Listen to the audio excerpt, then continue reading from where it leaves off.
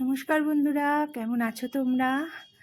আজকে পেঁয়াজ রসুন ছাড়া চিংড়ি মাছ দিয়ে দারুণ সুস্বাদু একটা এঁচোড় তোমাদের সাথে শেয়ার করব।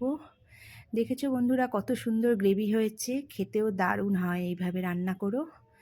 এখানে চিংড়ি মাছ নিয়ে এসছে, চিংড়ি মাছগুলো একটু বেশ বড় বড়ই নিয়ে এসছে। আমি একদম সমস্ত কিছুই ছাড়িয়ে হালকা নুন হলুদ মাখিয়ে একটু ভেজে নিয়েছি। এঁচোড়টা সেদ্ধ বসিয়ে দিয়েছি।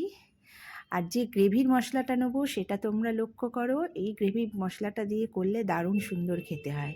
এখানে নিয়ে নিয়েছি টমেটো, গোটা গরম মশলা, কাজু, আদা আর ধনে জিরে গুঁড়ো। আর আলু কিছুটা নিয়েছি, আলুটা এবার ভেজে নেব।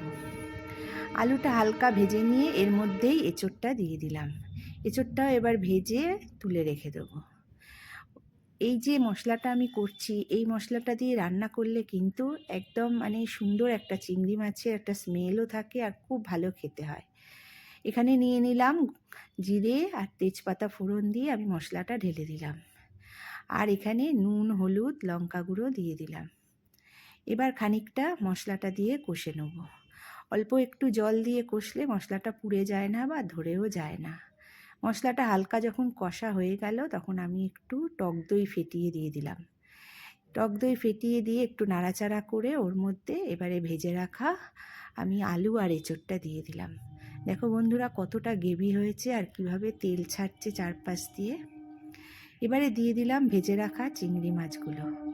এবার ভালো করে নাড়াচাড়া করে এবার পরিমাণ মতো আমি এর মধ্যে জল দিয়ে দেবো।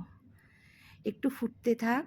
এঁচোড়টা একটুখানি, এঁচোড় তো সেদ্ধ করাই আছে, আলুটাও ভাজতে ভাজতে সেদ্ধ হয়ে গেছে, তাও একটুখানি ফুটতে থাকলে তারপরে নামিয়ে নেবো। দারুণ সুন্দর গন্ধ বেরোচ্ছে। এ দেখো বন্ধুরা, দেখে মনে হচ্ছে পেঁয়াজ রসুন ছাড়া এত সুন্দর গ্রেভিওয়ালা একটা সুন্দর এঁচোড় চিংড়ি তৈরি হয়ে গেল। তোমাদের কেমন লাগলো বন্ধুরা? অবশ্যই একবার ট্রাই করো, ভালো লাগবে।